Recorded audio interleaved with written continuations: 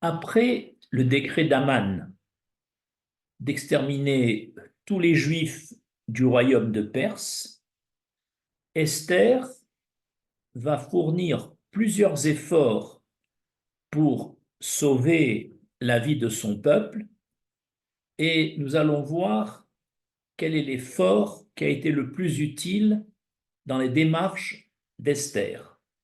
Ce, ce cours se compose de 4 parties.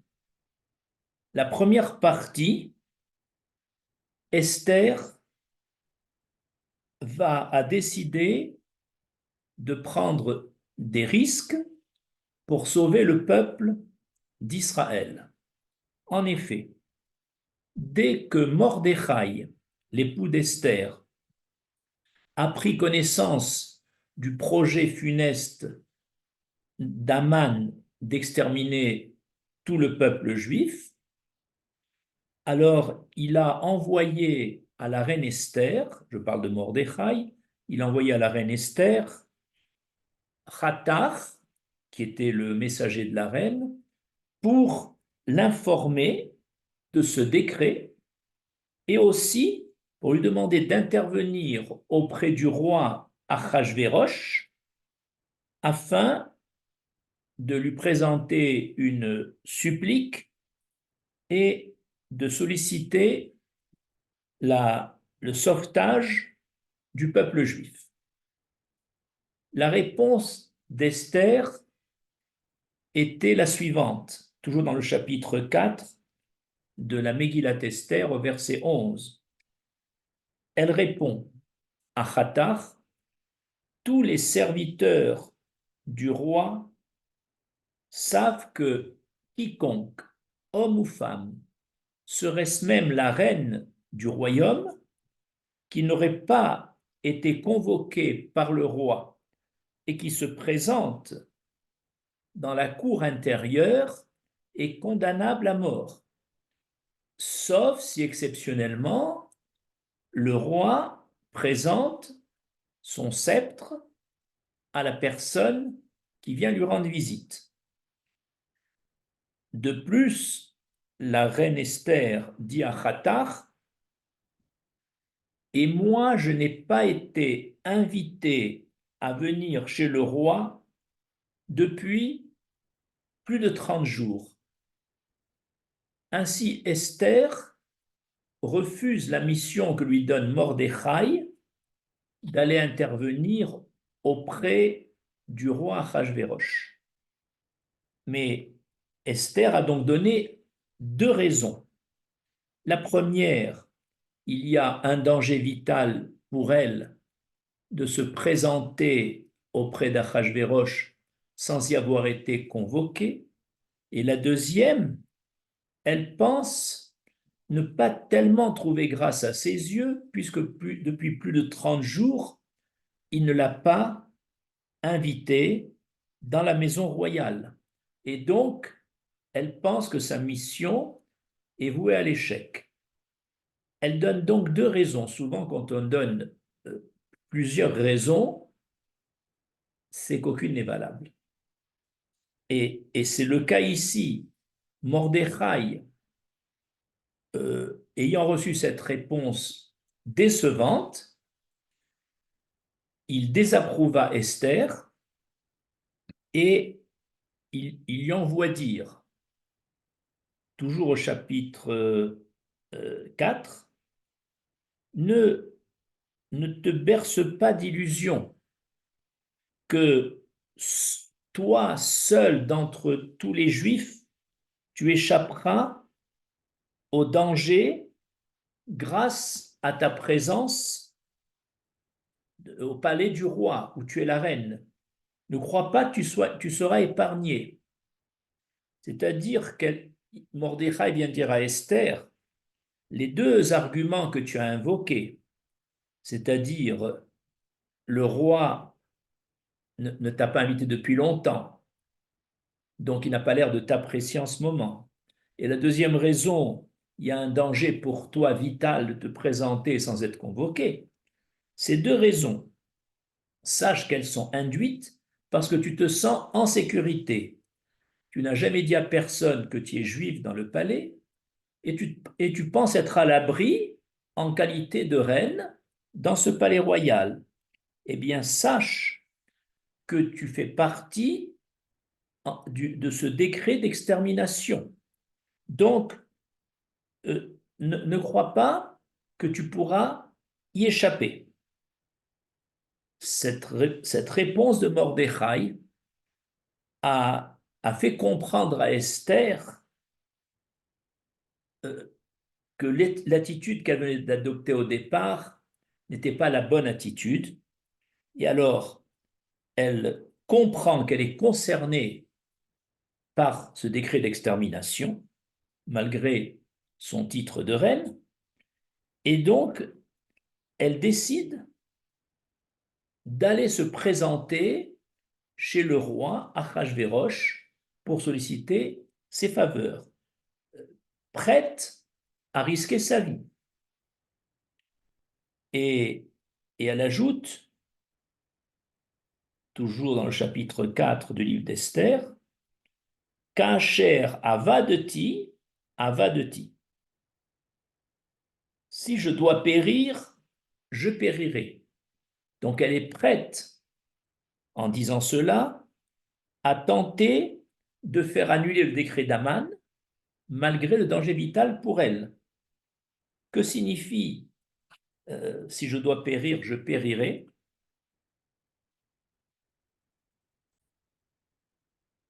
Cette phrase signifie, comme j'ai déjà été perdu, je serai perdu. C'est-à-dire, selon le commentateur El-Shir, Esther vient dire, j'ai déjà perdu la sainteté de mon âme en devenant l'époux de l'empereur Achashvérosh, et maintenant, je vais perdre, donc sacrifier mon corps pour aller volontairement avec Achashvérosh afin de tenter de sauver Israël. La deuxième explication, j'ai déjà perdu la présence de mon époux Mordechai, mais j'ai été contrainte et forcée. Donc, en allant moi-même chez Achashvérosh pour lui faire des avances et essayer de le persuader d'annuler ce décret, j'y vais de mon propre consentement, donc je serai coupable d'adultère et donc je serai définitivement perdu à mon mari Mordechai. Ainsi, dans ces deux explications, nous voyons que Esther est prête à faire des sacrifices pour sa vie, pour son union matrimoniale avec Mordechai, afin de sauver le peuple d'Israël. Deuxième effort d'Esther pour sauver son peuple du décret d'extermination d'Aman. Elle s'est revêtue d'un esprit de sainteté et elle a décrété un jeûne de 3 jours. Je m'explique. Le texte dit, dans le livre d'Esther, Vaï bayom ashlishi vetalbesh Esther malchut. Le 3e jour, Esther se revêtit de royauté. On aurait dû dire, d'après le Talmud Megillah, qu'elle était revêtue de vêtements royaux. Or, il n'est pas écrit, elle était revêtue de bigdé malchut, d'habits royaux. Elle s'est revêtue de malchut. Et nos sages expliquent qu'elle a fait un effort devant la situation difficile où elle était, un effort de se revêtir d'un esprit de sainteté, ce qu'on appelle un Ruach HaKodesh. De même qu'on se revêt d'un habit, On peut également, qui est purement matériel, on peut également, dans les situations difficiles de la vie, se revêtir d'un esprit de sainteté. Vu la gravité de la situation et l'urgence du sauvetage de son peuple, Esther a été obligée de grandir spirituellement, de se développer en quelques heures spirituellement, afin de s'habiller de cet esprit de sainteté. Et c'est cet esprit de sainteté qui d'ailleurs va lui faire décréter un jeûne public de 3 jours. Parce que souvent, un jeûne est utile dans les situations de détresse.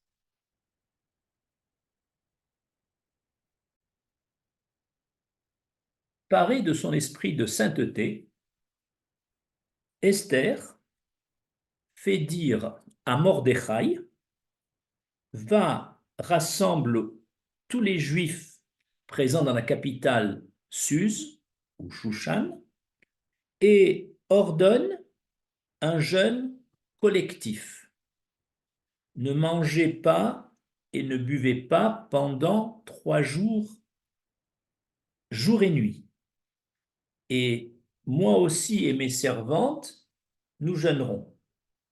Ce qu'on appelle dans le jeûne d'Esther. Alors, c'est parce que elle était imbibée de cet esprit prophétique qu'elle a développé devant la détresse de la situation, qu'elle a pu donner cet ordre à Mordechai, et Mordechai a exécuté cet ordre. Et quels sont ces jours de jeûne? Comme la situation était urgente, c'est au moment où elle a pris la décision d'aller chez Achashverosh, mais elle a voulu imposer un jeûne public et à elle et à Mordechai et à tout le peuple de la ville de Suse pour donner plus de chance à sa visite à Achashverosh. Donc, elle a d'abord demandé de jeûner 3 jours, c'était le 13, le 14 et le 15 Nissan.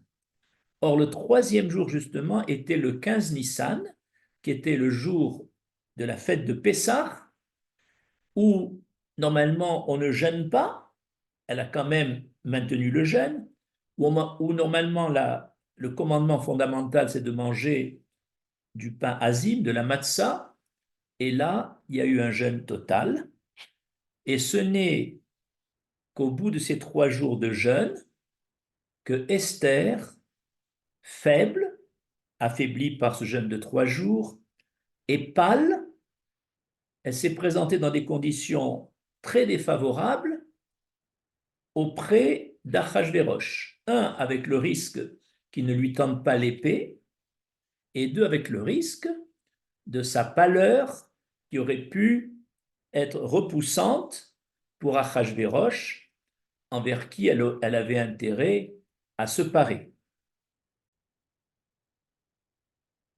Il est étonnant que ce soit Esther qui ait donné cet ordre au peuple de jeûner 3 jours, et Mordechai a agréé ce décret. Normalement, c'est Mordechai, le Gadolador, le grand de la génération, qui aurait dû donner ce décret. Mais voici la raison, parce que Esther s'est sentie, en tant que reine du royaume, plus responsable que Mordechai devant cette situation tragique. Elle s'est dit, si j'ai été nommée reine du royaume, c'est parce que dans ce moment de détresse, je dois intervenir.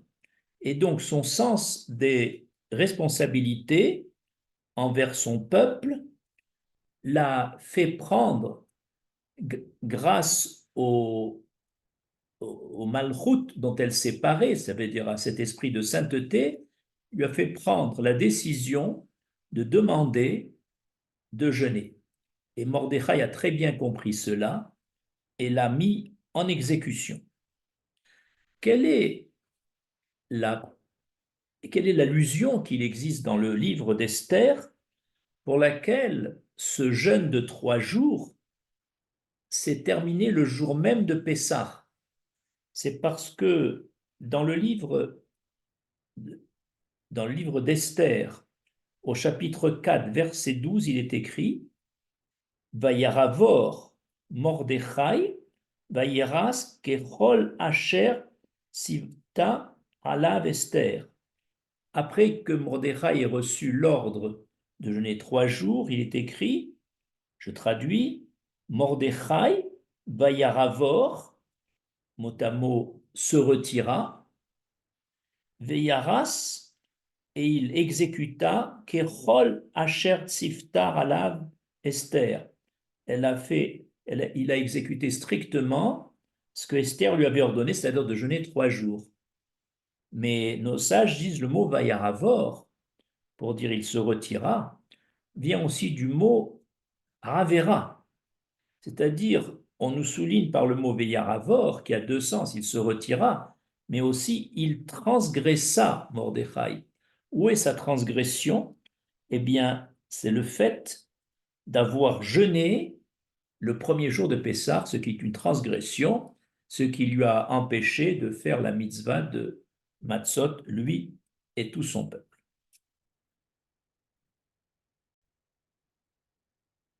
Troisième effort d'Esther pour sauver son peuple, la prière. Esther a imposé non seulement au peuple d'Israël de jeûner pour les habitants de Suse pendant 3 jours, mais également a imposé des prières collectives. Et on sait que les prières publiques d'une communauté ont un effet dans les moments de détresse. De plus, Esther a fait cette prière. C'est dans le verset 3 du chapitre 7 du livre d'Esther. Il est écrit Im matzati chen be'enecha ameler, si j'ai trouvé grâce à tes yeux, Ameler, toi, le roi des rois Hachem, ve'im ala meler tov, et si c'est le bon plaisir du roi Achashverosh, tenaten li nafshi beshalati verami bebakashati. Alors, fais-moi don de la vie sur ma demande et sauve mon peuple sur ma requête. Et ici donc, on voit la prière d'Esther. Et dans cette prière, elle commence, si j'ai trouvé grâce à tes yeux. On sait que quand une personne trouve grâce aux yeux de l'Éternel, alors cette personne est très favorisée. Trouver grâce aux yeux de l'Éternel, ça veut dire que l'Éternel mettra le zoom sur nos qualités et nos bons comportements et fermera partiellement les yeux sur nos défauts et nos mauvaises attitudes. Et trouver grâce aux yeux de l'Éternel, cette notion est très importante. Et comme dit le Rav Shmulevitch dans son livre Sichot Moussar, il y a 3 clés, 3 conditions pour trouver grâce aux yeux de l'Éternel. Un, c'est l'humilité et la discrétion. 2, c'est l'amour de la Torah. Et 3, c'est le derer eretz, c'est-à-dire le savoir-vivre. Et nous savons que Moshe Rabbeinu et Noah ont trouvé tous deux grâce aux yeux de l'Éternel, comme c'est écrit dans la Torah, parce que tous deux étaient humbles, avaient une connaissance et un amour de la Torah, et aussi avait du savoir-vivre. Enfin, nous arrivons au quatrième paragraphe. Esther a usé du principe de Shvirat Amidot, c'est-à-dire de briser son tempérament personnel pour pouvoir sauver le peuple d'Israël. Comment cela s'est passé?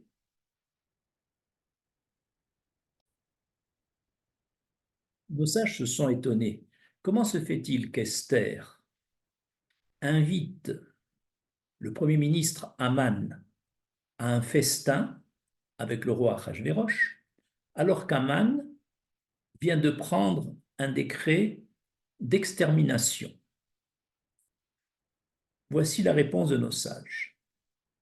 Malgré les efforts d'Esther, de Messirut Nefesh, c'est-à-dire de se présenter auprès du roi avec des risques d'être condamné à mort, malgré ses efforts de jeûne public pendant 3 jours, ses efforts pour se parer de sainteté, ses prières qu'elle a demandées à chacun, il semble que tous ces efforts n'ont pas pu annuler le décret d'Aman.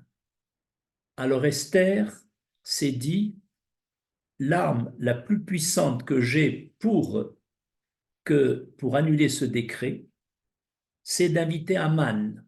En effet, elle s'est dit, je vais renoncer au, au respect dû à mon titre de reine et je vais aller contre ma nature en cherchant à flatter cet impie Aman afin que Dieu voie ma détresse, à quel point je suis dans la souffrance pour mon peuple, et donc je suis prêt à renoncer à ce que j'ai de plus cher, mon kavod de reine, ma dignité, de devoir flatter notre ennemi numéro un.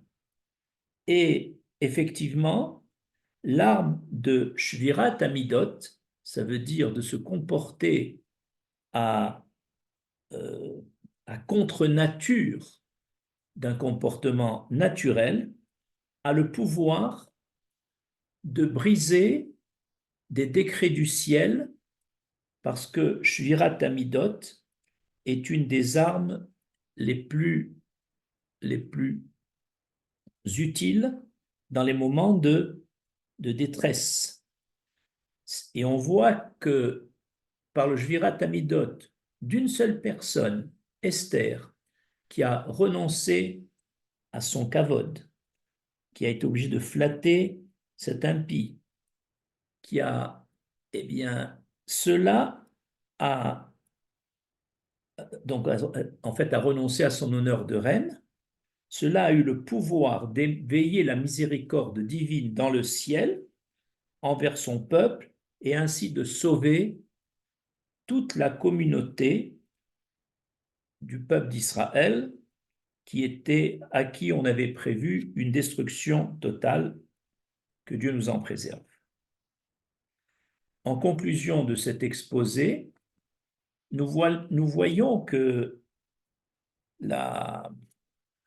Esther a utilisé plusieurs armes pour annuler ce décret. D'abord, elle s'est mise en danger, mais Messirut Nefesh. Elle a proposé 3 jours de jeûne. Elle a demandé des prières. Elle s'est parée de malchut, donc de sainteté. Et surtout, elle a utilisé l'arme de Shvirat Amidot et elle a réussi à faire annuler ce décret par le ciel. Je vous remercie.